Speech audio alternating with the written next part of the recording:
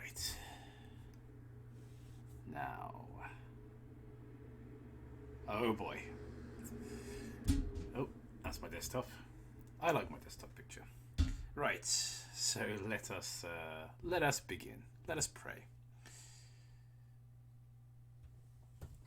It's that time of the week again. It's morning, and I got nowhere to be, except maybe the gym. But I'm very, very lazy, and it's very, very cold outside, and motivating myself to go to the gym is hard work.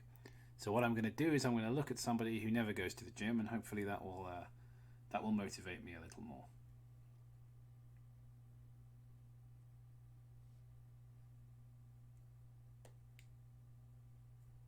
I have no idea if this is live yet, because yeah, my channel's weird. I don't know my channel's weird, but like my ability to use YouTube really, it's just real boomer hours, to be honest. I just have a hard time using this website. It's kind of ridiculous because this is kind of my second job. I should get better at it really. But it's very difficult to get fired from YouTube, so it's not quite. It's not quite like a real job. Oh god! So we're gonna start with Moviebob, but there's obviously it's the morning, so we're not expecting big numbers like when we do Stones to Abigail and that kind of stuff. Really, I'll wait till around 10 people get here to start. So I'll just wait for notifications to go out. But with these morning streams, they're like, I don't know. These are nice. These are like our little secret. So I've gone out to intentionally watch this one. I haven't seen this video since it aired, but I remember that Moviebob likes Metroid Other M. So there's no way that this is going to be a good review. Moviebob is kind of a lol cow anyway, and I've been meaning to make fun of him on the channel.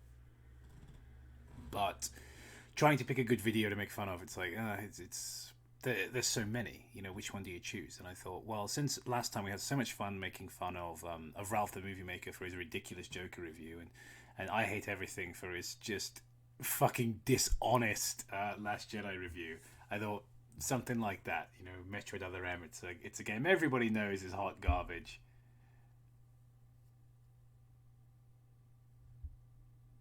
But it certainly wouldn't hurt to make fun of it together as a team, as a group, a family. How's everybody's morning going so far? Did you have anything nice for breakfast? I haven't got any milk, so I was going to have cereal, and then I realised I'd run out of milk, so I had the most fucking ghetto sandwich. I just went, right, grabbed a couple of pieces of bread, got some tomato puree out of my fridge, grabbed some corn pieces, basically fake chicken. I don't eat real chicken. Grabbed some, but basically frozen chicken, and just chucked the frozen fucking fake chicken in the microwave. Chucked it on the sandwich. Was like, that's breakfast. I'll have some coffee with that. There we go. I need to go shopping. I desperately need to go food shopping.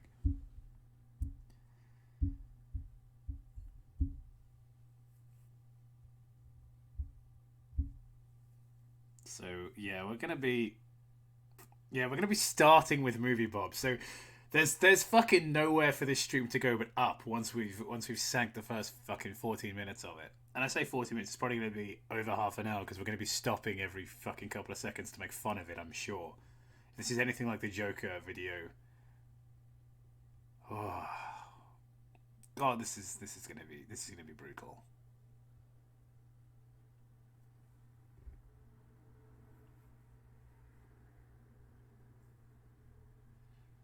Sounds like student cooking. Yeah, basically. I often it's weird. I often think of myself as like a student, even though I'm no longer at college, because it's like I eat like a student and I make movies like a student.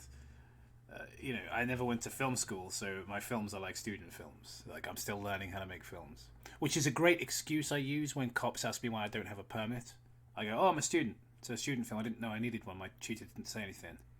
Oh, okay. Well, get a permit next time. Yes, sir. That's a real conversation I've had multiple times with police. Well, not always. I think once with a police officer. It's usually just with like Karen types who have little ID tags, in lanyards and look like they're in charge of something.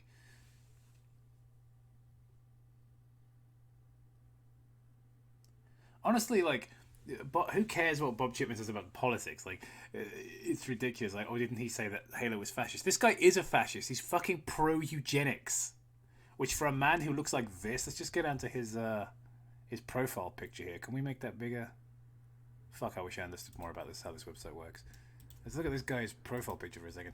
A guy who looks like this is in favor of eugenics. Absolute joke. You always know a channel's good when they hide how many subscribers they have. Oh, no, he doesn't. Sorry. That's my bad. It's moved. Fucking boomer moment. 142,000. So there's a couple of channels I've seen that don't have their subscriber numbers. I think Darkside Phil did that with his channel.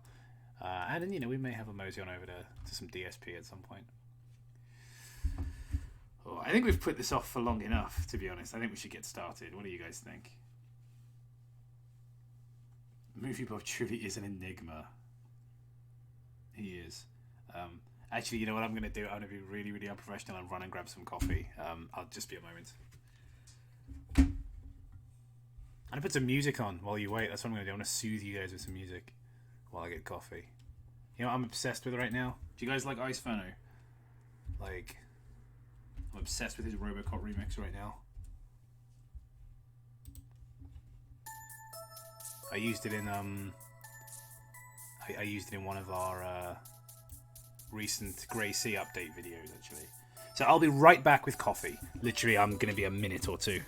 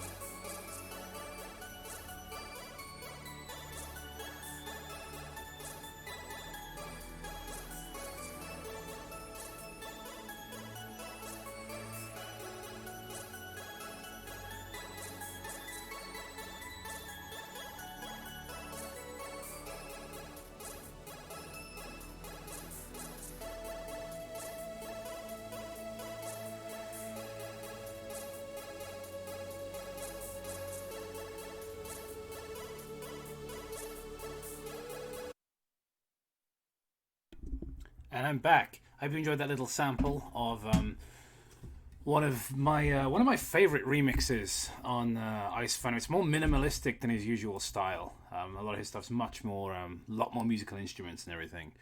But I really like that one. So yeah, I would. If you haven't subscribed to Ice Furno Pro, I'm going to do a little bit of promotion for a good channel before we start delving into some absolute fucking garbage. But look, I mean, you look at the like to dislike ratio; it's much better. Even though this guy's got a lot more subs. But yeah, definitely check out Icephono Pro if you haven't already. Good music on here. There's a lot of video game stuff if you're into video games. I like video game music a lot, and there's a lot of original music as well.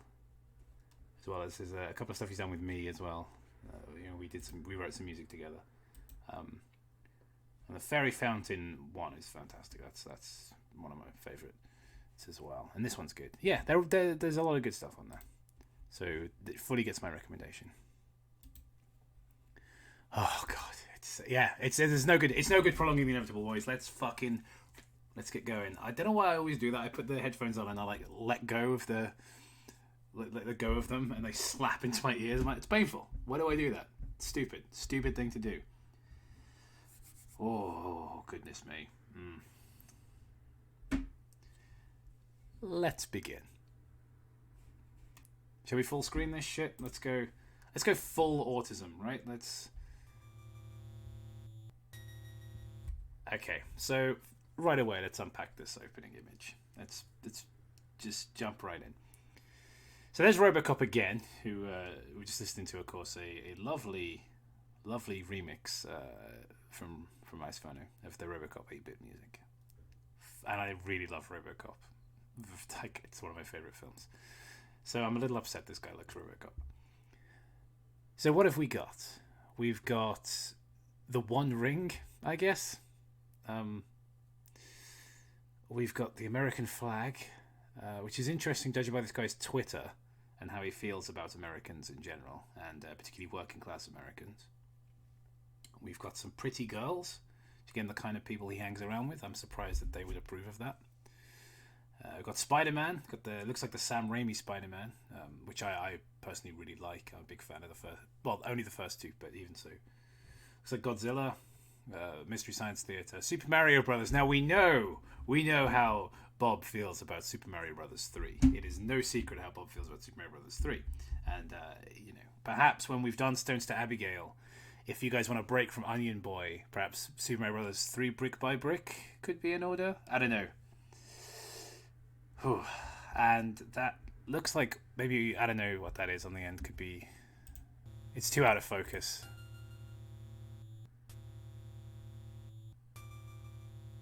Now guys, can you hear me and the review? Because the review's a little loud for me. There we go.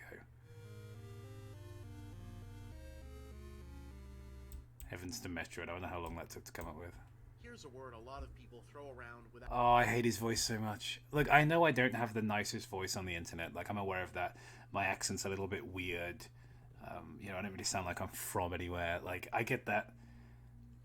But when your entire YouTube channel is you talking like this is what you sound like, and you go, yeah, I'm going to go into like a talk radio kind of job. Without really understanding it.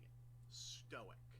In current parlance, it's used to describe a state of pure, unflappable badassery in fictional characters. There's fucking 2008 ass resolution to this video. In other words, also, it means... Bob, you want to put a fucking drop shadow on that text for me so I can read it? I'm under the impression that it's soothing and will help this feel less like a lecture. Yeah, it's really nice when your YouTube video feels like a lecture. Reminds me of Batman. Thing is, that's not entirely the correct usage. Oh yeah, okay, it's time for school, everyone. Get your fucking pen and paper out. This is what I come for. My Metroid Other M review is a lecture on the misuse of the word stoic and how it's been misappropriated by, I guess, geeks. What's he trying to say? I don't know. Let's find out. Stoic comes from Stoicism. No shit. Philosophy originating in 3rd century Athens and attributed to the Greek philosopher Zeno of Citium. You pretentious fuck! Is this how you're starting your Metroid review? Like, this could only have been made by the guy who wrote Super Mario Bros. 3 Brick by Brick. Like, only a guy who would write a book about Mario Bros. 3 could write a review like this. We're 45 seconds in and the train is already so far off the tracks. Stoicism held that an excess negative emotions like anger, fear, sadness, etc. were the cause of most human failure, and that the path to true virtue was to overcome said negative emotions in favor of clear, unbiased reason. Here is Spock. I am geek. I like thing you like. You must not dislike video now. Unfortunately, as previously mentioned, the word Did you know it's called Doki Doki Panic? It's exactly that kind of guy, isn't he? Just like, he's like, yes, I am very smart. has come to be misunderstood as simply denoting an absence of emotional response. Thusly, we've come to refer to certain fictional characters as... Okay, someone in the chat says the video is quiet. How is it for everybody else? Because one person said they could hear both, and now I'm getting conflicting information. God, I can't speak first thing in the morning. I'm getting conflicting information. So, how can you guys hear? Can you guys hear Bob? I should turn Bob's audio up. Okay. All right. I don't really want to turn it up there because it'll turn it up on my headphones. But what I will do is I'll turn it up on OBS. Maybe not that much. Let's try this. As stoic when they're really is just that better? One-dimensional. Like, oh, I don't know. Yeah, let's talk about this. Let's not, Bob. You know, it's... You've already spent nearly, you spent over a minute just talking about fucking stoicism. That's fine. That could be the video. That's the video you obviously want to make. You don't want to be talking about video games. Look at you. You want to act like an intellectual. Okay. So what I was saying earlier about his voice, now that you guys can hear it properly, you'll see what I mean. It doesn't sound like... I know this is really judgmental, but it doesn't sound like the kind of person who should be doing this for a living. You know, the second most difficult thing you can ask of a game developer in the modern era is to take a risk. It's not calming, though. Now you see why I wanted to use this calming water imagery. It's not calming because you've obviously shot this yourself and you are no cameraman. So what we've got is this horribly shaky image. Back when games were made by a handful of guys with almost no real-time audience feedback, changing up genres or tossing in moments of total absurdity were expectedly pretty common. But now that it costs hundreds of millions of dollars to make even the shittiest big-ticket game, and design teams are massive and fans can start bitching about the game en masse the minute they've booted it up, not so much. Now, a lot of what does and does not constitute a risk is going to be subjective, so let me... I'm already 2 minutes in. I am already getting major I hate everything Last Jedi vibes. You know, where his whole argument was like, well, the film wasn't as bad as all the vitriolic hatred it got, therefore it's good. Like, I'm getting that vibe already. Let me lay out my favorite recent example. Setting a shooter in the remains of an underwater Art Deco objectivist paradise instead of a monotone Space Marine fun park, that was a risk. But like I said, that's only the second most difficult thing you can ask. The most difficult thing... I don't know if I'd call, like, bloodily ripping off the aesthetic of Fallout and then just mixing it with Atlas Shrugged a risk, to be honest. It's a good game. I wouldn't call it a risk-taking game. Is for that same level of risk to be taken with an established franchise. For reference's sake, making... Hey, Iceferno, we were just talking about you, dude. I was playing some of your music at the beginning while I was getting coffee. Zelda, a side-scrolling platformer, even in the 80s, that was a risk.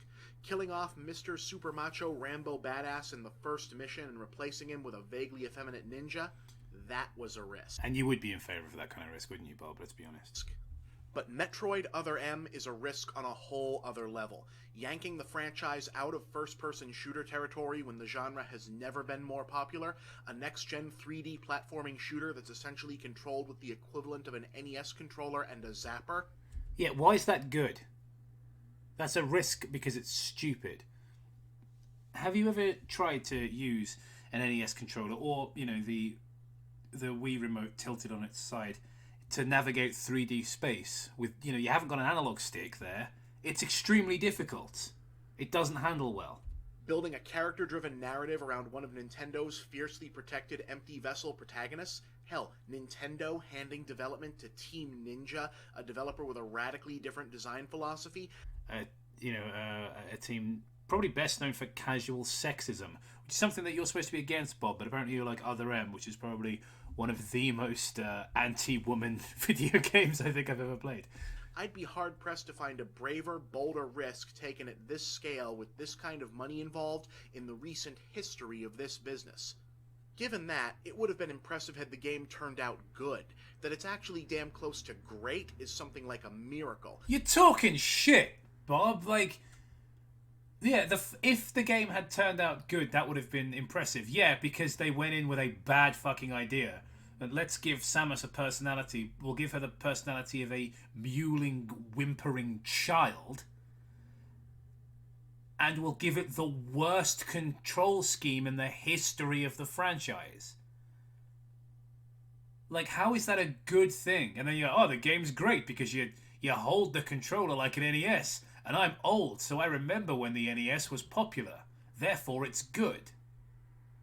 It has a... Also, stoicism is a thing. Like, what is this review? Good lord. Its imperfections, as any true trailblazer always does. It's a little on the short side, and thus a little too expensive. Don't misunderstand. I'd say that what's in that relatively short package is worth the $50 they're charging. $50. $50 for Metroid Other M, according to this fucking shill. But totally worth it. Since the campaign is pretty brief, and because it's such an experimental title, maybe knocking a few bucks off the price would have been a good show of faith, especially since Nintendo ain't exactly hurting for cash right now. But overall, it's a dream game that shatters preconceptions about what's needed to deliver a so-called hardcore gaming experience. A gorgeous-looking cinematic 3D platforming shooter. Gorgeous looking. No. Bob, I remember that game coming out and thinking, this has shit graphics. Even for the time. It had bad graphics for the time. You're talking at your ass. The Wii, controlled with no analog stick and only 2 or 3 action buttons at any given time, essentially controlled, in fact, by an NES controller. Yeah, in a 3-dimensional space. That's stupid. Look at that controller for a second. Look, there are 3. Excuse me, not 3, 4. I've forgotten how to count because of your stupidity, Bob. It's infecting my brain. I've caught what you've got. Let's look at this for a second. There are 4 directions you can move in a 3-dimensional space. That's fucking horrible. That's like early PlayStation with like the shitty buttons on, for trying to play like Crash Bandicoot. And that game was on rails effectively, and it was still a pain to run around in 3D. Or Tomb Raider. Yeah, controller design has come a long way since then, Bob. Like, why are you praising this? And it works. No, it doesn't. This is huge. Like, objectively, it doesn't. This isn't even like an opinion thing. It's bad. Like, you can't move properly. Huge. This is, or rather should be, a game-changing, teachable moment in modern game design. And it is a teachable moment in modern game design. The lesson that you learn is just because you can doesn't mean you should, which you ought to have learned from watching Jurassic Park. That's the message they beat you over the head with in a movie that came out a good 10 years before this fucking game. 15 years, actually. Controller, and it works. No, lies. This is huge. Lies. This is, or rather should be, a game-changing, teachable moment in modern game design. And, on a very personal note for me, it's not another first-person shooter. I'll be honest, Bob. I don't really like first-person shooters either. It's a personal thing. I get dizzy and I get lost easily. If there's a first-person game that requires a lot of exploring, as much as I like BioShock, I would rather watch Gemma play it than play it myself because I get lost easily on first-person games. I did when I played Doom as a kid. I would get lost. It's just my brain, for whatever reason, I struggle with first-person perspective on games. Even when I play Skyrim, I only really use the first-person for combat and archery, and I use third-person for everything else. But that's a personal thing. FPS is it's a very popular genre, and it works for something like Metroid. The idea, you're playing, a powered up space bounty hunter that fights, alien pirates and shit. It's first person shooter is probably the best genre for it.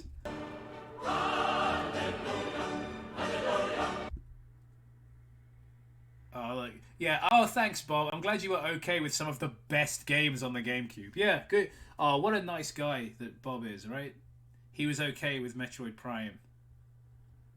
I was okay with Wind Waker existing, and Smash Brothers Melee. Fuck you. And yet, for some reason, all anyone wants to talk about is Adam Malkovich. Short version, for those on the outside looking in on this one. I can't wait. This is going to be such fucking I hate everything Last Jedi energy, isn't it? He's just going to be like, okay, here's the shorthand, and then just straw man, misrepresenting everybody's criticism. I guarantee that's what he's about to do. I would put money on it. In Other M, we learn that Samus was actually in the regular old Galactic Army before becoming a solo bounty hunter. In the present, she winds up joining a military operation, exploring a busted-up research ship that happens to be under the command of one Adam Malkovich, an officer with whom she has a complicated prior relationship that can be neatly summarized by the words, Electra Complex. And here, evidently, is what everyone is having a fucking cow about. See, apparently someone either at Nintendo or Team Ninja decided that instead of handling power-ups in the normal way, i.e. the protagonist just happens to find compatible equipment lying around at the moment they need it, they'd be creative and tie it into the narrative. Oh, he's doing it! I said he would. Yes, Bob, people's problem with Metroid Other M was that it was just too creative. Yeah, that's why I hated Other M. It wasn't because it was insultingly bad and an absolute assassination of a character that many people had grown up respecting. You know, I get, oh, it's a fictional character. Like, shut up, okay? People do look up to fictional characters in media. They just do. There weren't exactly, in the 80s and 90s, a wealth of these kind of characters. A lot of the worst, good female characters in beat-em-ups and stuff, but like a franchise led by a female character like Samus Aran was really cool. And this was an assassination of that character completely. But in your mind, people are annoyed because it was creative. This is just you completely deflecting and saying, yeah, people are just stupid. I'm not going to listen to la la la la la. I'm not going to listen to people's sensible criticism because they're stupid. They just don't like things that are creative. I can see why this has so many dislikes. It's the same shit we got from I Hate Everything. It's the same misrepresentation of other people's opinions. Samus and the other troops already have all the gear they need, but they're under orders not to use certain parts of it until Adam authorizes it. In practical terms, instead of rushing through, say, the fire level, looking for the point at which you'll happen upon the fireproof suit, you're rushing through the fire level looking for the point at which Mr. Voice authorizes you to turn on the fireproof suit. In other words, it's a completely superficial, fundamentally unimportant narrative switch. Bullshit. Because of the aforementioned daddy issues that you talked about, Samus regresses to the level of an idiot child and needs a man to tell her when it's okay to do things. That's why it sucks. And you know that. Deep down, you know that. One which shouldn't matter one bit more than, say, when an RPG decides that the obligatory House of Worship save points are going to be called temples instead of churches this time. I'm sorry, what was the comparison there?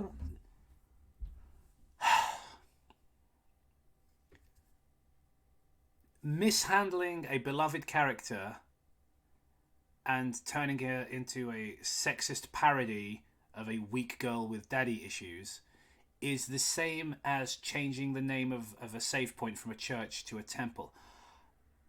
I mean, I can't tell if you're just being dishonest or you're actually this retarded. I genuinely don't know. Except this is Samus Aran, gaming's Virgin Mary of strong woman characterization, here depicted as having feelings of attachment and respect to a man, and even worse, taking orders from him. Oh no. So... How did this review play out with your pal Anita Sarkeesian, by the way? Like, how did she feel about this review, I wonder? This review where you basically say, sexism in games is fine so long as I like the game. And by the way, I'm not even a so-called... I mean, it's a very cringy term, but I'm not even a social justice warrior. Like, I don't give a shit about any of that. But I agree with the criticisms this game faced. I don't think that means, male gamers are terrible. That bullshit, the baggage that goes with it. But you hang out with that crowd. You hang out with those people who are like, oh, games are fucking terrible and, all men that play them are rapists. Like, you hang out with those people. And again, I know I've just accused him of misrepresenting other people. Please look up the people I'm criticizing and see their perspective so that they're not being misrepresented. Because I don't want to be a hypocrite. But, oh God, this is why I should plan the things I'm going to talk about before I stream in the morning. What I'm getting at, the point I'm desperately fucking clawing the air at here, is that Bob knocks about with people who utterly detest this kind of logic of like, well, the game is good, so it doesn't matter about the sexism because it's good. Like when you're friends with somebody who scammed a bunch of people, says you can make a video series about sexism in video games. I don't know. It seems weird. It seems weird you would make this video, Bob. It becomes a big deal. I think the argument here can be best summarized by my good buddy Strawman. Strawman, take it away. Are you fucking kidding? After the shit you just said, after the fact you just criticized people who don't like this game, saying they don't like it because it's creative, and that the authority figure is male, and that there's nothing else to it, you're gonna then come up with a character called Strawman?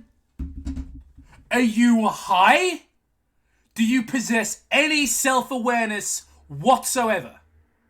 I mean, I know you're a fat, disgusting mess who's in favour of eugenics and did a video about exercise and diet, so I know you can't be the most self-aware person in the world. But my God, Bob! At least I Hate Everything, when he did The Last Jedi, didn't sink this fucking low. This is the worst one. This is the worst one we've done so far. Samus Aran is the go-to example of strong, non-sexualized, non-submissive women in video games. Her suit negates almost all traces of femininity, she does her job without assistance, she's the badass among the Nintendo menagerie, and so on. Therefore, having her act in any way submissive or even agreeable to a male authority figure is a huge betrayal of character. Also, the expanded backstory now shows her having uncertainty, frailty, and indecision, stereotypically girly traits that she'd never previously displayed. In short, Other M's narrative serves to lessen Samus' strengths as a character, turning her into just another over-feminized, disempowered female game hero. It's not just those things that do that, though. I mean, the fact that she is terrified now of Ridley, or that, it talks about her relationship with the baby Metroid, and the fact a chunk of the game is set on a bottle ship that looks like a baby's bottle. I mean, these are sexist things, Bob, and you're just ignoring it because you like this shit game. Oh, and it's also all Japan's fault. See, Metroid isn't popular in Japan, so to... Oh, that's right, yeah. People just hate this game because they're racist. Fuck you. By the way, guys, Gemma is now here. Hello. Hello. I'm just going to pause for a second.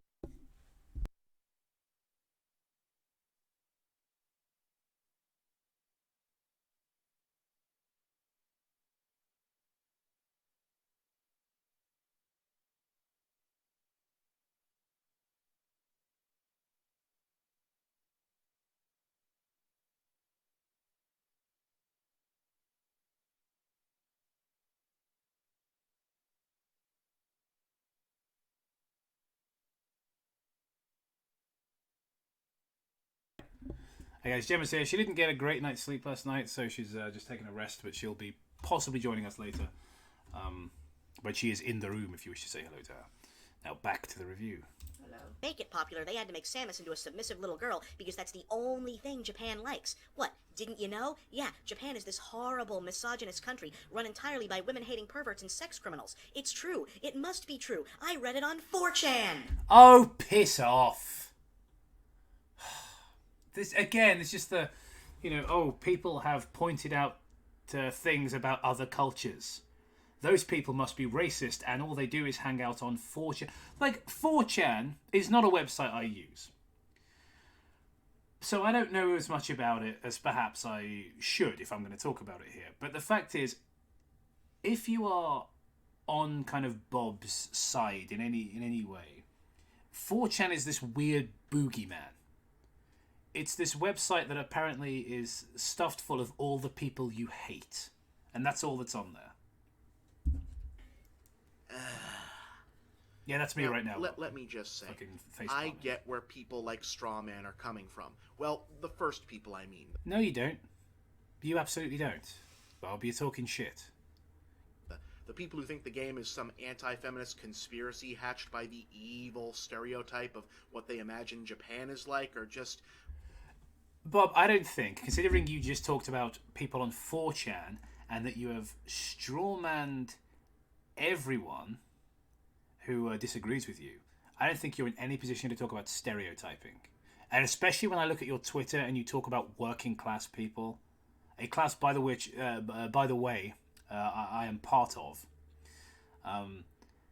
The way you stereotype people of my social class and the way you stereotype basically everyone who disagrees with you, you're in no fucking position to call people on stereotyping the Japanese whatsoever. Okay, so I wouldn't, if I lived in a house made of plate glass like you do, I wouldn't be throwing so many fucking stones around, Bob. Well, Japanophobes. I'm sorry, guys, but really, it's getting a little bit racist. You gotta cut this shit out. But in the broad strokes, yeah, someone...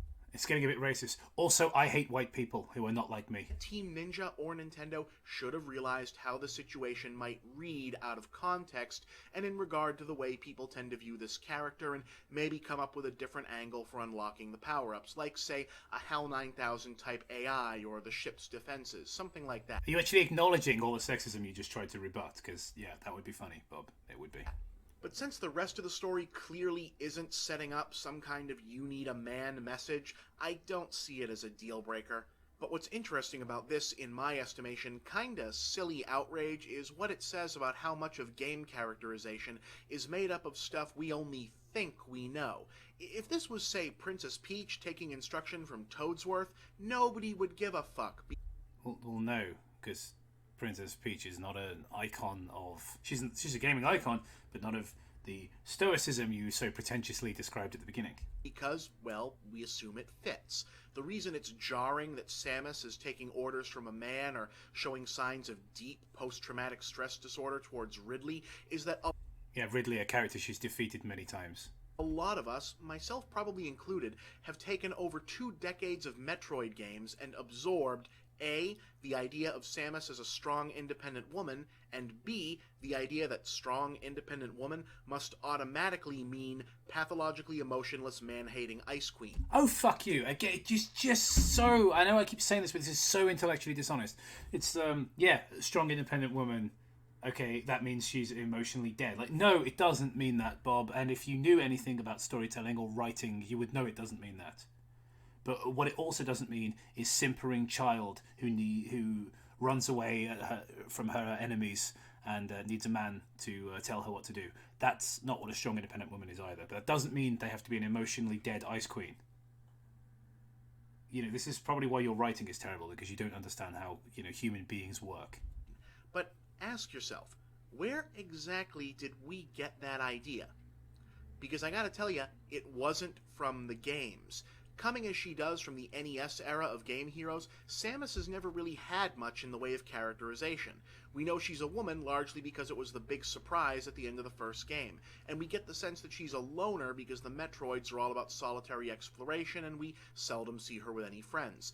We know some background details about Ridley and Chozos and such from the later games, and some details from semi-canonical strategy guides and old Nintendo Power comics where she had a purple buzz cut for some reason, but other than that, nothing. Remember that often abused word we talked about? Stoic? Yeah, that word gets used a lot now to describe what Samus supposedly used to be in every Metroid before Other M. And, well, let me be blunt. No, she wasn't. Stoicism is only a virtue or a character trait if it's not your only possible reaction. I.e., even though a statue is unyielding, that doesn't make it stoic. It makes it a statue. And like a lot of characters who originated in the 8-bit days, Samus basically started out for a long time, remained just that, a moving statue, because she had next to nothing in the way of actual characterization. She wasn't stoic, she was robotic. That's not a bad thing, it's just how she was. What does she do for fun? What's her favorite color? Movie, book, food, dog person, cat person, guinea pig perhaps? Does she date? Is she straight? Gay? Do those distinctions exist in this future? Is it a big old interspecies free-for-all? What in God's name is he talking about? Could someone in the chat explain what the point he's trying to make is, please? Like Mass Effect or Lex? We don't know any of this. Hell, before Other M, we probably knew actually more concrete details about the fucking Master Chief. Even Wario has a more readily identifiable personality, yet somehow gaming culture managed to collectively form a consensus characterization that seemed so strong that when Other M even slightly contradicted it, we threw a conniption. even though it was only contradicting what we thought we knew. This is called projection. Sorry, Bob. Just you talking about projection is very funny. In the absence of characterization, we filled in our own. And because the sole unique feature we had to go on was that Samus was a woman starring in an action game, the filling was all about identity politics and gender assumptions. Most video game women wear reveal... Also, it shows the video's age that Bob just used the term identity politics as a negative. Can't imagine him doing that now. Oh, I see. He might look like he hangs out on 4chan. ...feeling gender-specific uniforms. Samus doesn't. Therefore, she must reject her own femininity. Sure, makes sense, I guess. No one said that Samus rejected her own femininity. We just know... like you're saying, all we know about Samus was the action stuff. Your idea here is that by having, daddy issues and needing a man to look after her and to authorize, what to do, and, projecting all these things onto this male character, all these abandonment and father issues onto this male character, that's your idea of what femininity is. I think, Bob, that says more about you than it does about us, who had criticisms about the game's portrayal of Samus. I think that says more about you as a person, that your idea of femininity is weakness. Single player game. Because you know who didn't reject their femininity, and it's the same genre, Ripley. Now let's take if you characterized her like that, somebody who is very strong, very powerful, and very brave, but her bravery shows itself in the form of a maternal instinct towards this child. That is very feminine. And one, I understand some people might not like that and might find it sexist, but it's a very feminine idea. But this character is still strong. She doesn't walk around in revealing clothes. Maybe in the first movie, doesn't walk around in revealing clothes for most of the series, and is tough. But she doesn't reject her femininity. Her femininity is part of her strength. This is Ripley I'm talking about, not Samus Aran. So to say that we just assumed she'd rejected her femininity. No one made that assumption, Bob. That we just assumed she wasn't weak because of evidence. You see, it's funny how that works. You see something demonstrated, and you go, oh, that's evidence of something. And that's evidence of strength. So when she turns into, again, I've said this phrase a lot on this stream so far, a mewling, whimpering child, that is not femininity, that is weakness. And the fact that you equate the two, Bob, speaks to your inherent latent sexism, which is true of most male feminists. So she must be an antisocial loner. Sure, why not? She's strong, therefore she must be cold and emotionally distant. You get the idea. Come to think of it, it's almost as though she kind of reminded us of a heroine from some other similar story, and we assumed they were exactly the same. See, I was just talking about Ripley, wasn't I? And again, he said, I assumed they were the same, but he was just saying about how we assumed she rejected her femininity. When does Ripley reject her femininity? I wonder where we got that from. So, yeah, basically this supposed betrayal of character in Other M, this selling out of Samus Aran, it's all in your head, for the most part. And frankly, I think it reveals some troubling things about the way some supposedly enlightened gamers and game commentators really think about gender. Bob, oh my god, Bob, for fuck's sake, buy a mirror. The level of projection here is obscene. You equate femininity with weakness, and then you say, it's pretty troubling how people feel about women. You're insane. You're a crazy person. In Other M, we find out that Samus has doubts, phobias, long-standing issues, and even though she's a total badass who fights aliens for a living, she's still full of insecurities and even weaknesses, especially about personal relationships and past tragedy. In other words, we find out that she's a three-dimensional character. And this is a bad thing? This makes her less worthy, both as a character and a feminist icon? Really? So, there's only two choices for women characters? Huh? Barefoot in the Kitchen or the Terminatrix? No, Bob, you fucking psychopath. That ain't what progress was supposed to look like, fellas. I also wonder if there's a sort of bizarre jealousy thing going on here, as though gamers are going, hey Malkovich, stop ordering the lady around and telling her where to go and when to shoot. That's my job. No, you crazy person. I've called you crazy several times. You're acting crazy. These are crazy things you're saying. Hands off. Did you maybe stop to read this before you actually recorded it? You sound nuts at this point. You've gone completely off the deep end with this review. But you know what I really want to know? Prior to Other M, the closest thing we got to character definition for this woman was the end of Metroid 2, when she couldn't bring herself to kill the last Metroid because it was a newborn who thought she was its mother, and the beginning of Super Metroid, when the existence of this last Metroid baby brought Ridley, Mother Brain, etc. back into the fray, kicked off the events of the game, endangered the whole universe, and presumably got a shitload of people hurt or killed. Okay, so if you extrapolate out from that in the same way people are doing with Other M and the authorization controversy, according to the second and third Metroid games, all women, even tough-as-nails bounty hunters, are total slaves to their biological clock. What are you talking about? How could you possibly get that from the information you've just given?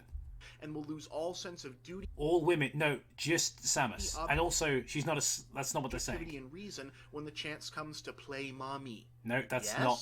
Makes as much sense as the authorization thing, right? No, it doesn't, so, Bob. Those are two very separate issues, and you know that.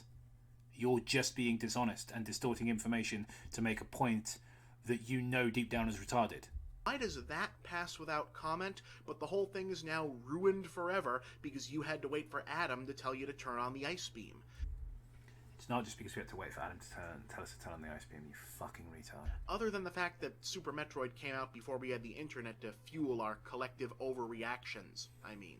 Oh, and I'd also like someone from Team Ninja to please explain to me why this game, controlled with an NES D-pad and 3 action buttons, controls better than their Ninja Gaiden games do with dual analogs and 8 buttons. It doesn't. Objectively, it doesn't. It does not control better than Ninja Gaiden. But mainly, I'd just like us to calm down about this, please. Yes, it's calmed down by making an overly long review, video essay disguised as a review. Yeah, that'll calm people down. That's you calming down, isn't it, Bob? So that was Moviebob with Other M. That's a bad video, but that's the point of these streams. We find things that are bad and make fun of them. That's why we're here for. So, is he saying that you can't be tough and care for a child at the same time? Yeah, he's just he's not making any points that make sense. Like, honestly, his ideas are just stupid.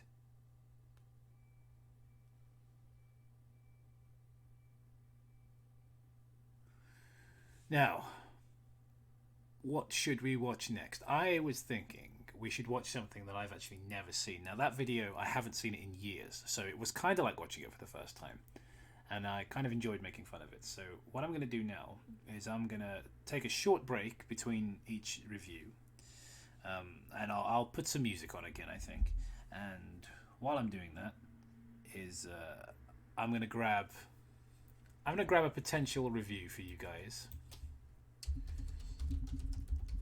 that I never watched,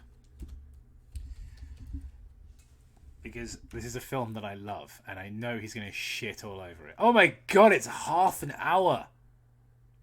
It's half an hour. My goodness. Right, I definitely think we need a short break then. Oh, there's an advert. I'm not getting ad blocker, guys. You know, I'm gonna turn. I always turn off that pesky ad block. You know. This is it's a bad situation to be in. Okay, so we've had the RoboCop music. What's another? Let's put another bit of music on from the same channel while I take a short break. Get some coffee for Gemma as well, and just catch up with her a bit because she's sitting there very patient. So I'm gonna. Oh, how about a little Majora's Mask? That's a very good game. Astral Observatory remix. Yeah, that'll probably do.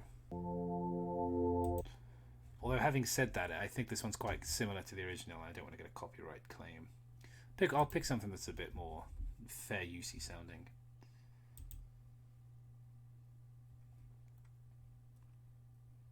Maybe this. I don't think I've ever had any issues with this one before.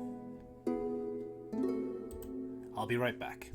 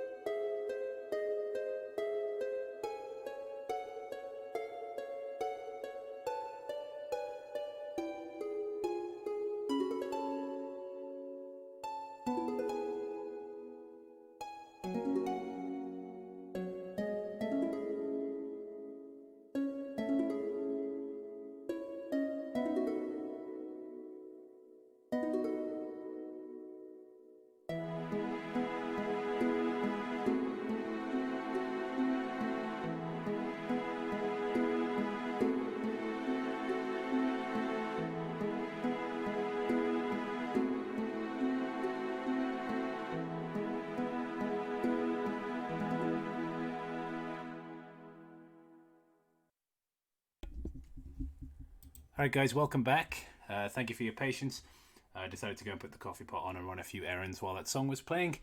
It's one of my favourite Zelda remixes on the on the whole website really, but on Iceferno. Iceferno is one of those very undersubscribed channels, but his stuff gets used by big YouTubers a lot. I think Slopes Game Room and Peanut Butter Gamer and people like that have used his remixes, but that doesn't translate into new subscribers, sadly, and it should, because his music is very good. So if you haven't, I would say give him a little subscribe and check out more of his music if that was your cup of tea.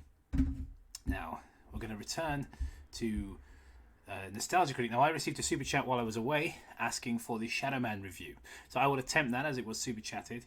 However, I do remember that most of the problems with the Shadow Man review are really the same issue, which is he doesn't realise it's a port. He has since actually changed the name of the video, because it was called like the worst game ever, and now it's called the worst port ever, because his comment section was loaded with people going, you know, this is a bad port of a good PC game, right? But we'll have a crack at it. As it was super chatted, we will have a crack at it.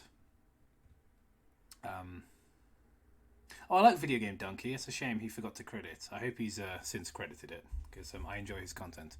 And you know, we all make mistakes. I've forgotten to credit people before, but as soon as it's brought to my attention, I always do it. So let's get going. There's a lot of movies based. Skipping the adverts. All right. Hello, I'm the Nostalgia Critic. I hate the way he wobbles his head. I know that probably just makes it sound like I'm being pedantic, but like it's gotten worse as the show's gone on.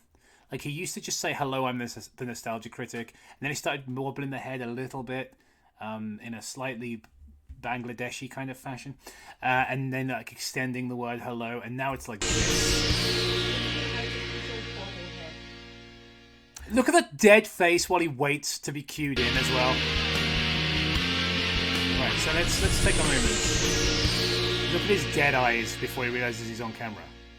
Hello, I'm the Nostalgia Critic. Like, why does he have to do that? It would, we're just past the title sequence and I'm already annoyed.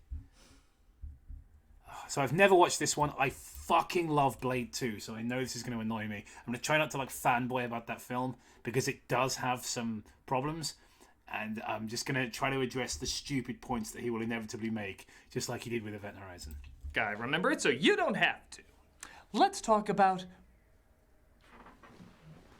Where are you going? Sorry, it's just when I talk about certain people, they have a bad habit of bursting into the studio mid-sentence. So, with that said, let's talk about Guillermo del Toro. Yeah. Hello, Del Toro. Buenos dias, human. I hope you don't mind I have my monster kick down your door. Is he housebroken? He broke into your house? No, seriously, he shit all over the floor. Okay. What? What? Okay, I wasn't prepared for this. You get rid of him, please? Only if done in artistically poetic way. I don't care, just do it! Certainly. Also, that's terrible. I mean, obviously it's quite a low-budget video. I'm not going to criticize the CGI too much, but Guillermo del Toro, really? Like, that's your idea of what a Guillermo del Toro monster would look like? It's just like a default zombie with its intestines falling out. Damien, the sun is a lie. Oh, okay. Yes, this is just like a Guillermo del Toro film.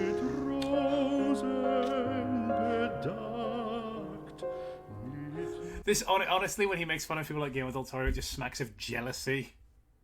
Like, do you know what I mean? Like, because if I made fun of Guillermo del Toro, I'm telling you, it would be coming from a place of jealousy.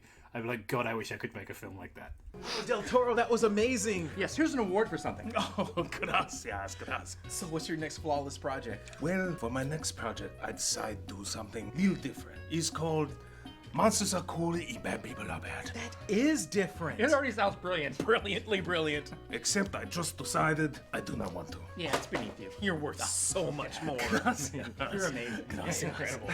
Yeah, Del Toro is kind of a hot thing right now. Also, I mean, again, I know that like you guys aren't professional impressionists. So when I say impressionists, of course, I don't mean impressionist painters. You know what I mean? And I sure as hell am not great at impressions. So the last thing I'm going to do is criticize. Well, I say I'm the last thing I'm about to do. I'm actually about to do the thing that I say I'm not going to do. But This is not a good Guillermo del Toro impression. It just isn't. What started out as a fan base. Not even like a bad one that's funny bad. Because like my Nelson Mandela impression doesn't really sound like Nelson Mandela, but it's like, at the risk of like using myself as an example of good comedy, which I know is a little arrogant, but I hope you guys agree that the Nelson Mandela voice is funny. At least it's funny because it's ridiculous. This Guillermo del Toro impression just isn't working because it's not subtle and close enough to be, haha, that's just like him. But it's not outrageous enough to be like, haha, what a weird impression. It's just kind of in this weird middle ground where it doesn't work. Of movie monster lovers has turned into a pop culture phenomenon, with people praising the knew that the nostalgia critic was a talentless hack. Artistic style and dramatic What a substance of a fucking true shock. visionary.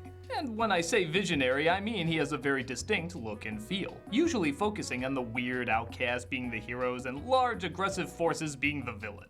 You always know when you're watching a Del Toro movie. But in terms of stories and characters, a lot of them seem a little familiar. Not in a bad way. I mean, the inspired sources are still cool things to take from. It's just for a guy praised for his originality, a lot of what he does doesn't seem that new.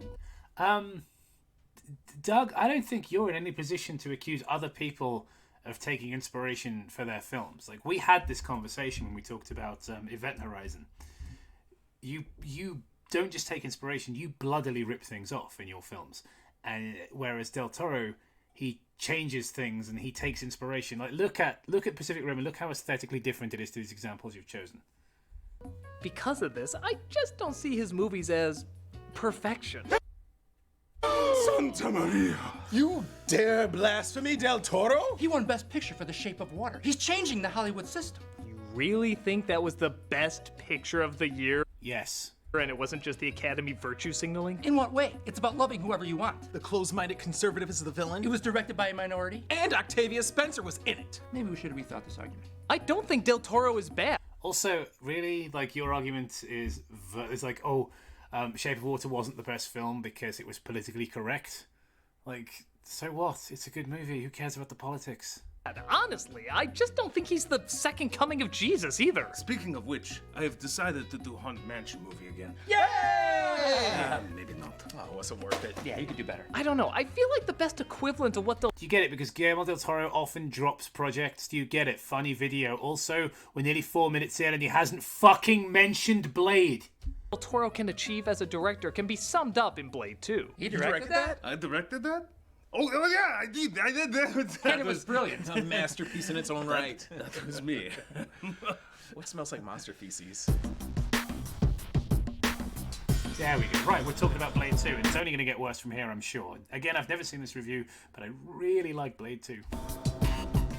Released in 2002, this is not Del Toro's best movie by a long shot. Well, no, but that's because he's a genius and his films are almost all brilliant. It does deliver. And yes, I'm sure I sound like the people you're making fun of in this video. Exactly what it promises. Has some cool... Look at it. He's showing these fantastic clips. Like, you look at that sword fight and shit. It's just like, oh, it's not the best. He's just showing these beautiful shots with this like incredible fight choreography. Visuals along the way, and is by no means perfect, but still has a unique passion that makes it a fulfilling experience. Yeah, it's a good good movie. Despite there being a lot of strange... It's a really good movie. Goofy, and over-the-top elements. It's Del Toro just kind of doing his thing, giving us weird outcasts, lots of gore, cool monsters, and dark shadows for them to hide in.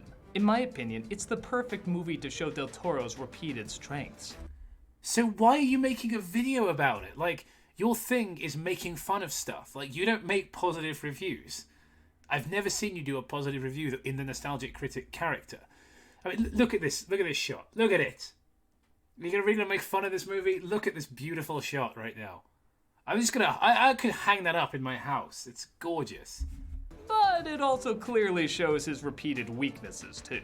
Not that they're overbearing, but they are a bit easier to spot in something not quite as award-grabby. So we're gonna look at this zany flick because it's one of the few Del Toro movies people can accept as just a zany flick. Let's start ice skating uphill. This is... Stop! I have decided to do Hobbit Part 4. Maybe not. Good call. Yeah, it's not worth your genius. Yeah, that's still funny, guys. Guillermo del Toro drops out of a lot of projects. Really, just a great joke. Just a statement of fact. Really funny. Here, have an award anyway. Gracias!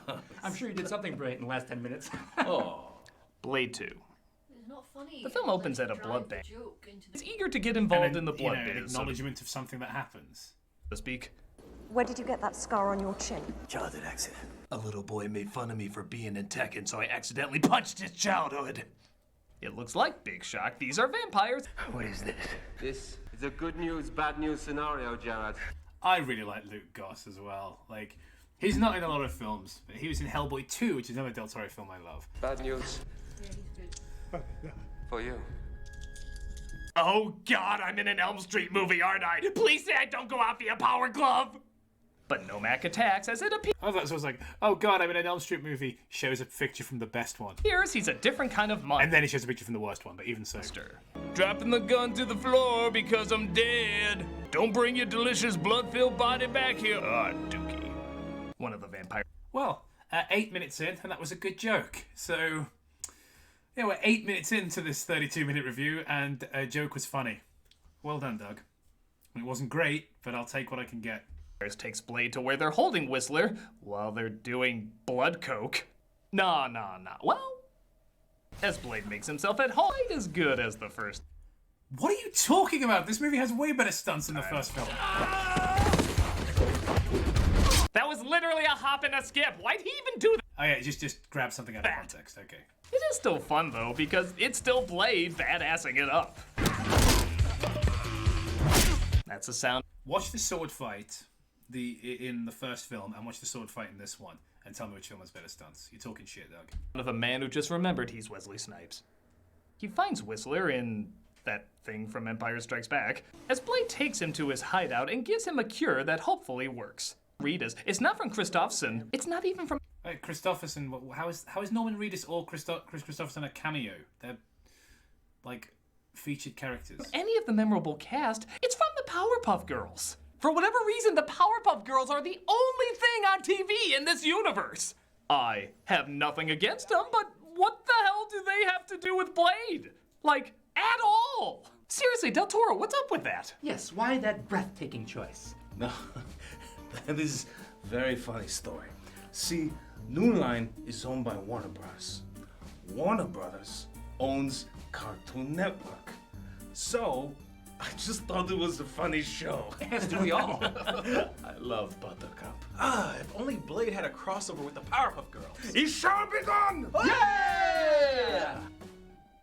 Maybe not. There you go. You're pointing out that your own joke is predictable doesn't make it good. It's just obnoxious because you're aware of how predictable it is. Waste of time. Yeah. Vampires are detected in their hideout, though, and they gear up for a fight. That is, except for one. That's what I said. It's a brilliant sword fight, and now he's going to show his shit. Thing. Yeah. Oh, sorry. CGI from the early 2000s looks bad. I must have switched to Ladybug and Cat Noir. What the hell is this? These effects are abysmal, even for back then. It goes from some really kick-ass sword fighting to some of the worst CG these movies have ever seen. And that's saying quite a bit. A fight between Woody and Buzz would look more convincing than this. Poda, no druk. Je koljenično, je brkan. And I just remembered I can use my voice, so I'm doing that 3 minutes into the fight. Smart. We represent the ruling body of the vampire nation. They're offering you a truce. I don't know why you took us sneaking in and blacking out your cameras the wrong way. Take off your mask. Aw, they've taken the smeg.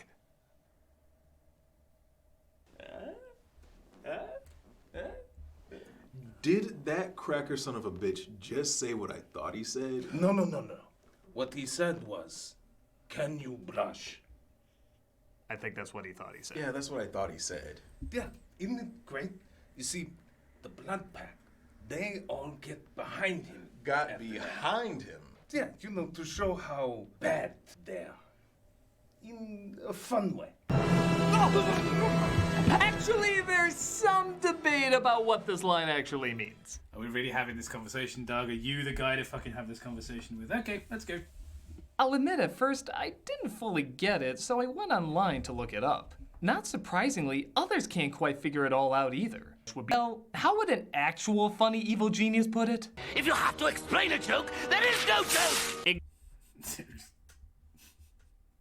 Self-awareness level 0. Exactly. It's a shitty line for a character you're not supposed to like anyway. Is that about right? I just wanted you to hate the guy. Do you? Oh, yeah. Then chill the hell out and enjoy the movie. Okay. But I'm taking one of your awards back. Was that a big thing? Like, with loads of people like, oh, the bad guy in Blade said something kind of racist. I don't think I like Blade 2 anymore. Like, was that a thing? Like, you're making a real thing out of this, Doug. I have more awards than socks. You'll see. Blade doesn't like the confusing Got pneumatic syringe delivery system. 45 9mm caliber. Oh, yeah. Oh, tell me how it works. Vials are filled with an anticoagulant called EDTA. All the foil capsules at the tip. Hotwired a couple of these babies to a nitro vacuum. Oh, yeah. Oh, you're gonna kill some shit with that, aren't you? Cartridge eject. Wow. Again, what's the joke here? An action film has, you know, excessive shots of weapons and discussions about them because it's an action film. Automatic reload. Modified the gun's entry lights, UV filter. Enough explosives to level a city block. One punch with this, you blow your target up. Oh, it's like the movie becomes the only manual instructions you're allowed to read. The sad part is, they're kind of right. Whistler is a little bit of a pain in the ass in this. Complaining how people are doing things wrong, complaining how he's left out of the loop. It's like watching cable news, just seeing an old guy bitch and moan about everything. Where'd you dig up this shit, Bert? Sucking blood clots for 2 years. Enough of their world. Some jerk off fucking with my life's work. What the hell's that supposed to be? I built this operation, you ass white. Some of us can't see in the dark. No, it's in a funny book. How rude. Shit and bricks because there's no... Fuck you doing? What are you crying about? You don't have to live here. Sunscreen. So Blade and the Blood Pack enter a club where vampires hang out. You gotta be kidding me. I mean, a place where vampires rave. I have never seen that since the first movie. Yeah, I have no idea why I said that line. While some partake in literal tongue lashing, the Reapers are getting ready to strike. No, really, in 8 years, I'm totally gonna be a sex symbol, but none of my girlfriends believe me. Nomad captures the Overlord's second funny joke of the review. 17 minutes in. Everything okay, Gemma?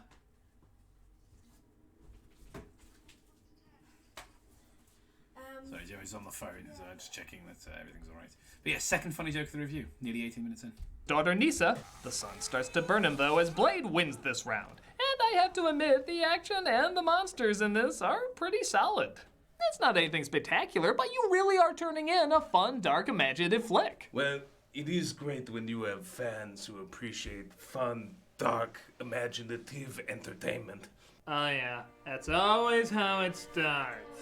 Tim Burton? That's what this you're film the needed. cinematic master of dark fantasies. The next you're the filler material in between Disney projects. You think you're the new auteur of gothic whimsy.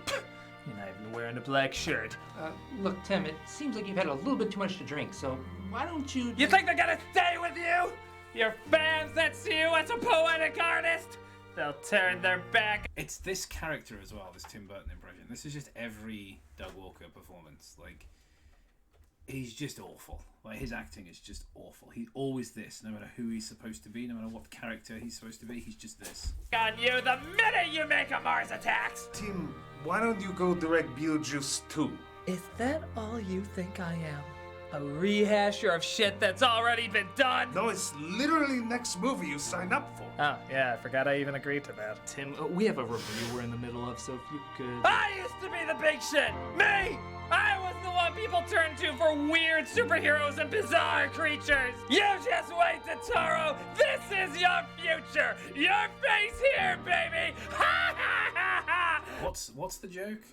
Tim Burton used to be more famous than he is now? Is that the joke? That's, again, just a statement of fact. It's not really funny. Oh, God! Someone call Danny DeVito to pick me up!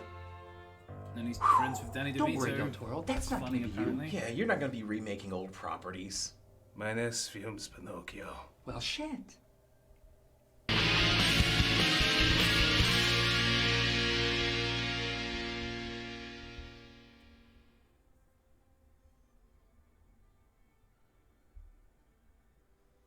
Hey, you can come see us at Wizard World Chicago, August 22nd to the 25th. Why is there an advert? That's me, Brad Jones, Rob, Tamara, Malcolm. You can see us all there, and you can get after a pretty cool examination scene with one of them, giving it his spin, and turning out something pretty decent. To some, Del Toro might be a trailblazing genius. To me, he's just a cool guy who makes cool movies. And all I gotta say is, what the hell is wrong with that? So why did you make this video? I remember. Hey, where'd everybody go? Like, what was the point of this? So, if you went, yeah, it's a good movie. I liked it. There's nothing wrong with making fun action films. But that's your conclusion? What is your next project? Well, it's about an outcast who's constantly shit on and a bunch of weird stuff happens to. Now that is amazing coincidence. Because mine is about outcasts who constantly get shit on and amazingly weird stuff happens to. Oh, really? Yeah, maybe not. Do any of the characters wear black? Do you even need to ask? Hey. Well, I'm glad somebody's laughing. Y'all doing okay? Oh, it's wonderful. Once they realized that they're just trying to rip off every monster movie ever made, they became best friends. Wait, we already knew that. Yeah, I thought it was about convincing you, the fans. That's what changed everything. Yeah, but that would mean admitting that we're wrong, and the fans are never wrong. Well, whatever agreement you came to. Yeah, always when you're a celebrity, fan bashing is always a great idea. Hope it ends well for everyone. Results in a lot of creativity in the future. Hey, how about this? Godzilla, but it's a metaphor for an angsty loner. And he's wearing black! I knew one day you would come. Gracias, mi amigo. Gracias. I'm the nostalgia critic. I remember it. Whatever it is. I'm going to collect on now. No, don't you give up on me! Don't you give up on me! I need to become the shape of water. You're human. Barely. I'm a lawyer. I mean, so what's the rest of the video then? Santa Maria! You dare? Oh, it's great. That's okay. Nothing against bloopers. I put bloopers up sometimes. Yeah, that was boring. Oh my god, that was so fucking dull. Like, he had nothing to say.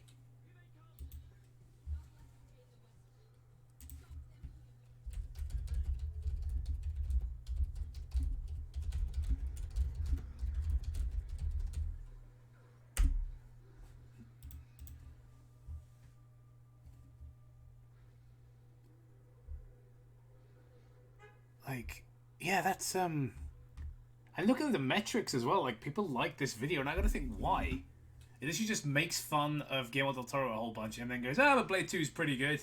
I'd probably watch it again. Like, he likes Blade 2, apparently. I mean, clearly not as much as I do, but, like, how is that a review? It's just nothing.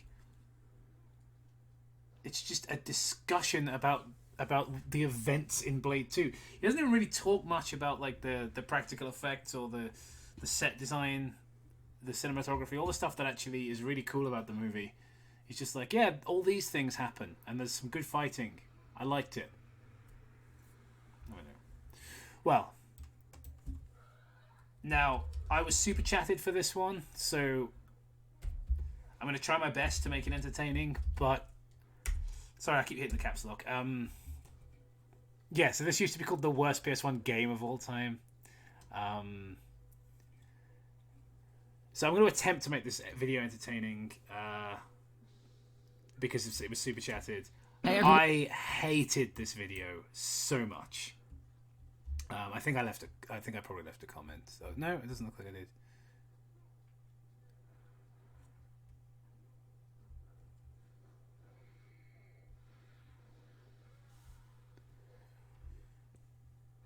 Yeah, so most of the comments are people are sort of saying with the. I mean, the N64 version I honestly wouldn't recommend. Like, the controls are good, but it's not a good version. This isn't the true Shadow Man. This is nothing more than an abysmal imitation. Yeah, honestly, I don't know why people keep recommending the N64 version. It's not very good. People should again N64. Like, no, get the fucking. Oh, there's me. What did I say at the time? I can't really say anything that hasn't been said in the comments, but my outrage compels me to anyway. It's a barely functional port of an amazing PC game with a good Dreamcast port. In spite of how shitty the PS1 version is, though, you only got to the part where you joined like 11 minutes into a huge game and felt like you did enough to do a review. This may be the worst video on your channel. Okay, so let's see, shall we? Let's see how much he gets wrong about what is in my top 3 video games of all time. Hey everyone, and before this video starts today, I have a very exciting announcement. I will be in the USA once again for the first time in 3 years, and I'll be going to the Too Many Games convention at the Greater Philadelphia Expo between June... God, I don't care. What the fuck is this game? What the fuck is this game? This was one of the hardest videos I've ever had to script in my life because... Yeah, you played fucking 10 minutes of like a 25-hour game. Shadow Man on PS1 is so appallingly dreadful, so abysmally hellish, so lifelessly dire that it's just boring. That's the worst kind of bad game. There's only so many times you can say this is bad when it is as boring and so blatant with how bad it is. I've just got nothing to say about it. What are you looking at? What's the joke? Yeah, this game was so hard to say anything about that I'd rather make shit up than actually talk about it. Why'd you make a 40-minute video then? So hey, let's delay worse than the Arriva Buckinghamshire bus service and put my face on top of something else. Please enjoy.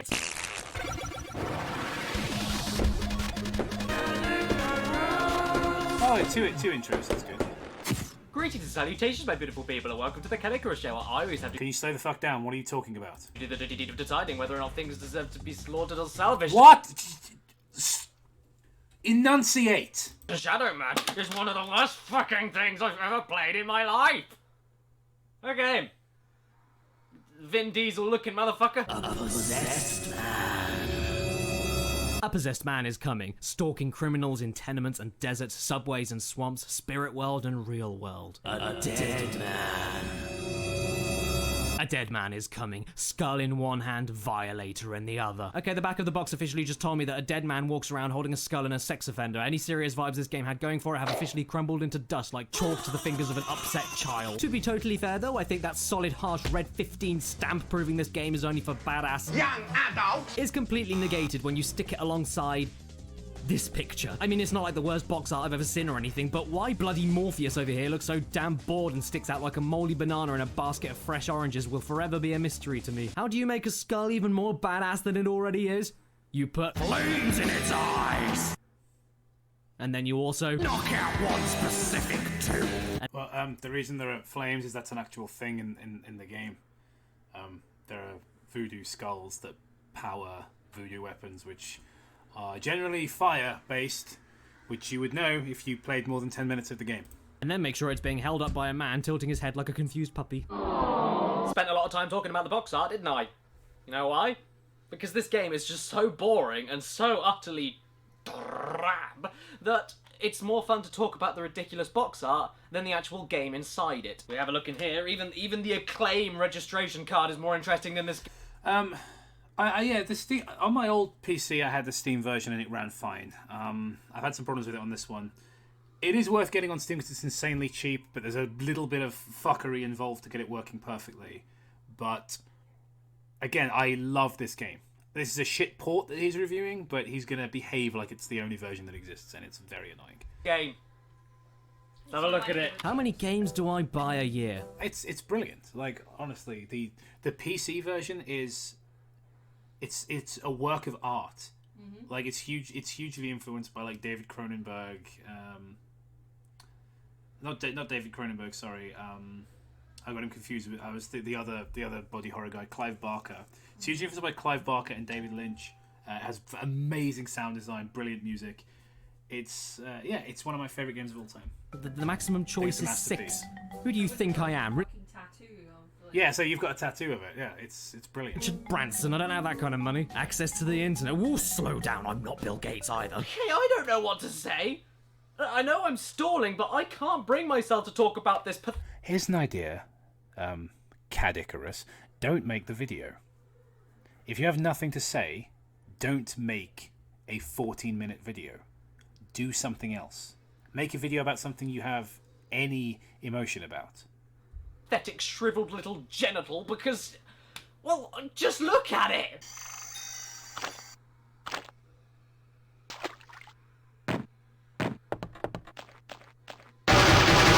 Like I said earlier, what the fuck is this game? Port! It is a port! A bad port of a good game. Research is a thing you can do for a review. You can look things up and go, I've never heard of this before. I'll spend 5 minutes on Wikipedia before I make a complete fucking fool of myself. I haven't edited any of this. There is absolutely no music at all, not even an atmospheric wind noise, and whenever there is... There is, in the real version of the game, just not in this shitty port. Music, it's a loop lasting around 3 or 4 seconds, or is just boring to listen to. Boring to listen to. Tim Hayward's award-winning score from Shadow Man. Boring to listen to. Sound effects sometimes exist, but most of the time do not. Broken port. Hello? Is there anybody there? That frame rate is slower than it takes me to unpeel slices from a fresh packet of ham. There's more irregularities on screen right now than there is in Shane McGowan's dental records. It's uglier than my history with a high-fiber diet. It's choppier than that bike. I've got no more analogies. It's simply one of the worst looking and playing things I've ever seen in my life. I cannot even make out what's going on. How the devs managed to code this thing and even try it out, I can't even tell you. They couldn't have played this. There's no way. They made this game with their eyes shut. I can't... Bad port. Not game. Make out where I'm going. I can't see what I'm doing. I can't control myself. Look. Okay, for any aspiring developers out there, this is an easy solution if you can't make a good game. Just design it so the game itself will lift your players out of it when it shits itself. My face is falling off. Seriously, Tomb Raider was 3 years before this game. What is the excuse the devs have here? I can't work today, man. It was a very, very rushed port that wasn't even supposed to happen, and very few people worked on it, and basically no one involved in this port is proud of it. I choose. Their excuse was that they were basically forced to make it. Again, 5 minutes on Wikipedia, you could probably figure this out. Not too tight. So what are their excuses? I don't know. Look them up, maybe. The devs are all very active on Facebook as well, on the various Shadow Man pages and things. This is a very easy game to find things out about. You didn't even realize this was a port of a good game, and you're gonna act like some kind of authority on it. You're an asshole. Hey, dude, I think your sunglasses are sentient. No, well done, game. I just lost interest. Those aren't his sunglasses, you idiot. That's when he's Shadow Man. He doesn't wear sunglasses when he's Shadow Man, only when he's Michael. Potato 2, Potato 3, Potato 4. I understand the graphics are hard to look at because it's the PlayStation version, but again, just any basic research. You were aware there's a comic book as well, right, that this is based on? So I don't know what's going on. You're aware it's based on something? No? Okay. 5 potato, 6 potato, 7 potato more. 9 potato, 10 potato, 11 potato, 12 in. 13 potato, 14 potato, 15 potato, Melvin. Ah, that's better. Now, where were we? Oh. Ethan Sobol asks, why are these people so scared of research? It's a good question. Honestly, it doesn't take long to just look things up. I mean, literally, Irate Gamer does more research than this. Oh, yeah.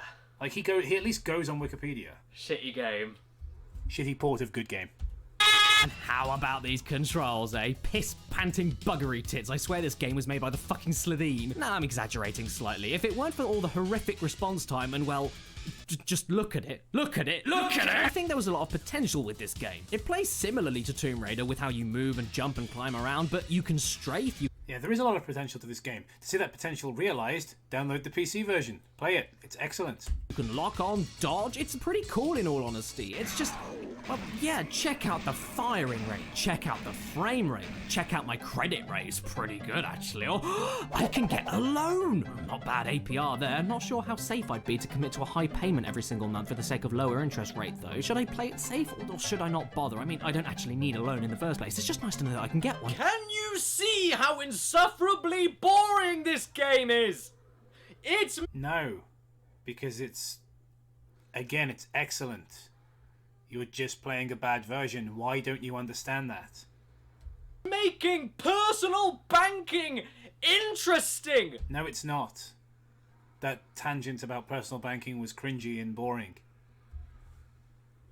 Personal banking! Loud is funny. What the fuck is this game? Financial advice is more fun than this game, and that's the biggest brick wall built by itself. It's just a pure slog to play. It's not like running into a brick wall, actually. Instead, it's like walking into a brick wall and rubbing yourself against it. Painful and unnecessary. Why am I stuck on the wall? Why am I stuck on the wall? Why am I stuck on the wall? Why am I stuck on the wall? Why am I stuck on the wall? It's got good ideas, at least. The open-ended levels, the combat system, first-person aiming for different enemy types, different handed weapons and power-up potential. It's all there, but like, how could I even remember anything about the level design or where I even came from when everything looks identical, or when it doesn't look like the same, runs as staggered as this. It makes accidentally running into an area you already came from even more frustrating when it took you 3 years to get there in the first place. The only thing saving the exploration is the fact that Shadow Man boogies like fuck when you're walking backwards.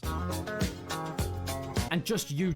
Here it is, nearly 8 minutes in, the first good joke of the review. Try climbing things or shooting things or finding hidden things with controller delays and awful camera angles. Not even one of the main draws to this game, the fact that you can enter a dead world and a living world, is even remotely interesting. There's no immediate gameplay shifts, nothing new is done, and if anything, since the dead world is vaguely more interesting than the normal world, it runs even slower because there's even more things on the screen to process. It's just for the sake of giving the story what little credibility it has. Oh yeah. The story has so little credibility. The story that is far more detailed and in depth than most games of its era. The game was made in 1999. It's got a far deeper story than something like Ocarina of Time does. But yeah, it has no credibility. It's the story. How could I forget about the story? Well, I mean, it's very easy to forget about the story. As you watch this video right now, you see me here sitting on the sofa. I wrote about the story yesterday in my script on Word, and I've forgotten about it already. Oh, that's on you. I mean, the story's excellent. So, there you go. So how about we all just sit together and watch as much of the story as I could personally stomach. Let's see if you can see something that I couldn't. Either way... Oh, I'm sure I can. If you don't, I'm sure you'll see more than Vin Diesel Morpheus anyway, because someone coloured his glasses in with a Sharpie. What the fuck is this game? We begin with, surprisingly enough, Beethoven's Moonlight Sonata, as we hear someone very special monologuing for us. By my deeds am I known, and I am known as Jack. I will say the PS1 version does look like utter shit, though. Spring-heeled Jack. Jack the Ripper. Ah, cool. Stick the PC version next to it and they look like different games, like graphically. It's gonna be one of those games set in my favourite time period. Badass. And in this alternate reality, Jack is talking about conducting a ritual on himself because he can't find any true souls in the people that he kills. And must therefore perform that bloody ritual upon myself. Stay your hand down. So this guy is called Legion, and he says that there are souls with great power to find, but only in certain people. It does indeed lie within the soul, but only within certain ones. Also, this voice acting is pretty good for 1999, I think. Certain dark souls.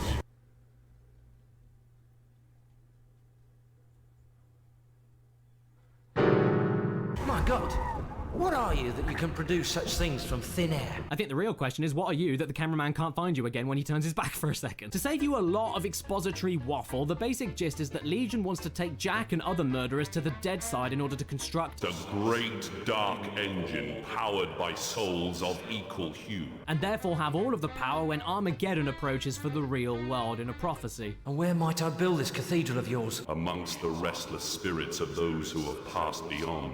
Then, if I am to join you, I must die. It is prophecy, for we are many. For we are many! Well, he didn't take any convincing at all. Hey, Jack! Well, I mean, yeah, if you cut the scene up like that, it certainly comes across that way. What is it? Well, I ran out of milk last night and I'm really feeling like a bowl of Cocoa Pops. Do you mind just popping over to the shops and getting me some, please? I must die.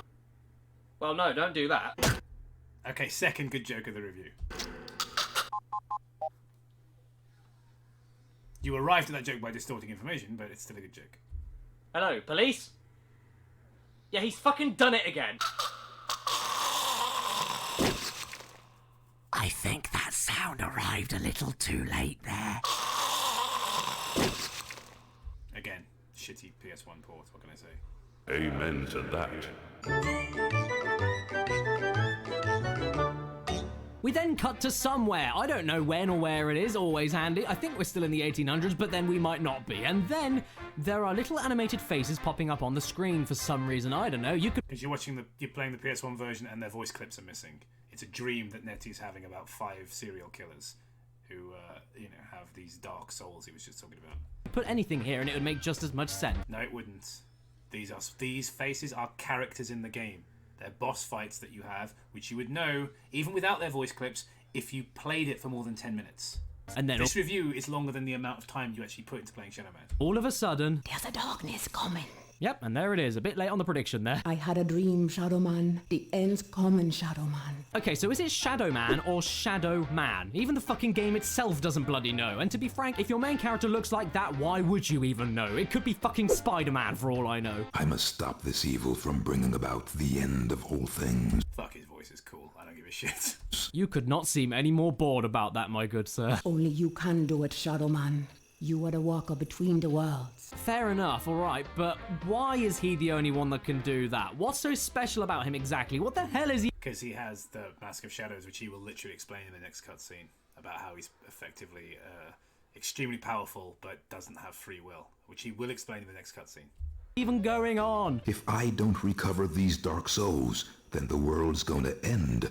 Am I right? You got it. Shit. Did Shadow Man just try to do a funny? So we set off to cross I thought it was funny. over into the Dead Realm and off towards The asshole of the universe. Yep, I think we'd all agree that going through the 3D textures Again, that's just shitty PS1. The actual cutscene is supposed to be him on a little speedboat coming around the corner here, talking to himself, basically monologuing, which he does a lot. Because his character is a dropout English literature student poet type before he became a superhero. So yeah, like again, he just the video doesn't know game is anything indeed about the this- arsehole of the about universe. this And we fucking find our material. girlfriend, I think, in a church somewhere. Glad you could make it. How could I refuse your offer? How could I ever refuse you, Agneta? I don't want to live anymore. Hang on, wait, didn't I have floating sunglasses or glowing eyes? I can't honestly. That's nighttime. Tell, and well, a neon baby bib on. Where have they gone? So Because now it's daytime. Really gotta get to the dark souls before the bad guy. Look, game, I understand what the goal is. Please stop repeating it to me in unnatural and way too long expository No, you don't. You haven't got a clue what's going on. You don't even know why he looks different at night. conversations.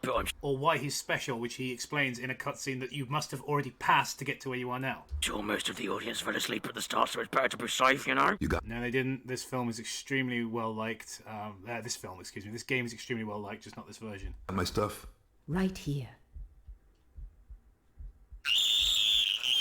I'm real scared, Mikey. Jesus, Luke! He's alive! What? So we run around shooting. That's his brother. In the previous cutscene, he says, "It's my fault Luke is dead." He says that in a scene you've already seen to get to here. The same scene why he explains why he's the only one who can walk between the worlds. He's talking about how basically he deserves all the bad things that happen to him. And he says, "It's my fault that Luke is dead and Mum and Pop too." And then it's like, sees a screaming face, "I'm scared, Mikey." And he goes, "Jesus, Luke, he's alive." It's like, he's obviously just had a vision of his brother. And that's then she explains about the teddy bear basically to the audience. You know, that's, you use the teddy bear as your link to the spirit world because your brother's dead. Some stuff, which again is explained a little bit better in the comics, but even so. Hold our gun on its side like a birthday boy until we enter dead side, then get our stupid shiny parts back, which makes absolutely no fucking sense because if you get the shiny parts when you're in dead side and you just look like a normal person in the real world, well, that lady was with... That's night time, Caddy. He has them at night, which is why later on in the game, in order to win, in order to have your shadow powers, you need to fight the 5 at night time. That's a whole quest you have to do to release to basically cause an eclipse. So yeah, this is all explained in the game you didn't bother playing. With us earlier, and she told us that she couldn't enter dead side, so go and stuff your dick down a chimney. And the last cutscene I watched, where I finally gave up looking for any more story, came in the form of an Irish snake with a skeleton face and a top hat called Jaunty, which is like 10 minutes into the game. 5 minutes into the game if you've played it before. How can you do this so serious? Seems like simply ages since I last set my eyes on your happy, smiling mug. I'd like to remind you this game came out, around sort of Resident Evil 2-ish kind of time. The graphics in the PS1 version are shit, but like the writing and voice acting are way above the standard for the time. Feelings mutual. Even in this piece of shit version. The feelings mutual. The feelings mutual. The feelings mutual. So I could not be bothered with any more. Shadow Man is one of the worst PS1 games I've ever played in my life, and it's just as unwelcome and horrid a surprise as body odor. So that's why today, Shadow Man body odor looks like something you know a lot about. Doesn't just get the slaughter. In fact, it's just gonna stay under my armpit. Gross. And it's going to I absorb see your hairy all of my nipples. BO until it smells just as bad as it looks. It needs to fit the image. And trust me, you don't want to go in there. I'm That is sure. a slaughtering death. I'm No sure video game I ever do wants. not. So until next time, if it's your birthday today or watching this video, happy freaking birthday to you. And please remember to stay smelly. Be beautiful. Certainly not. I will do no such thing. Yeah, that's reviews even worse than I remember.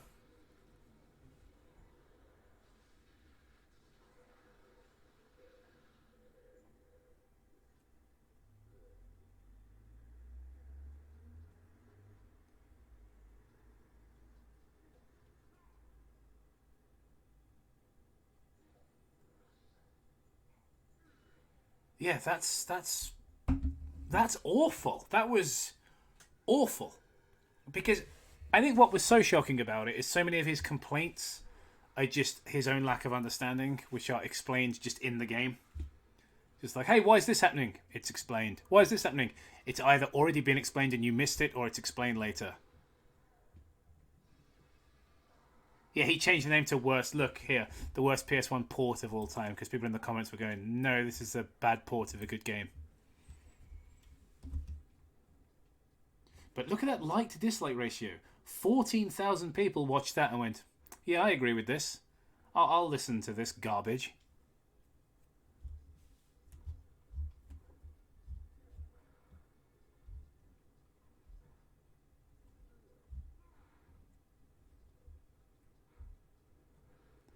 Cheers for watching that.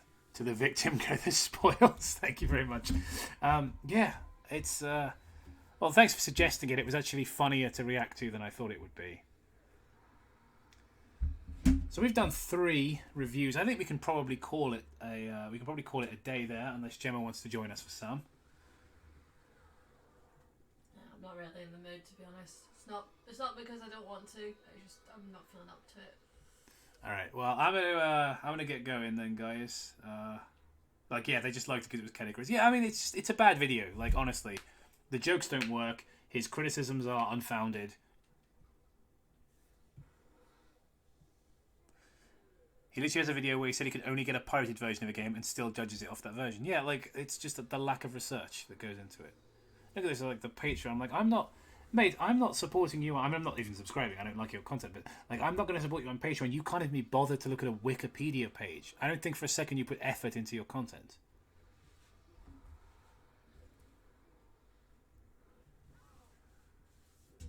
Yeah, lazy. He used to put effort in.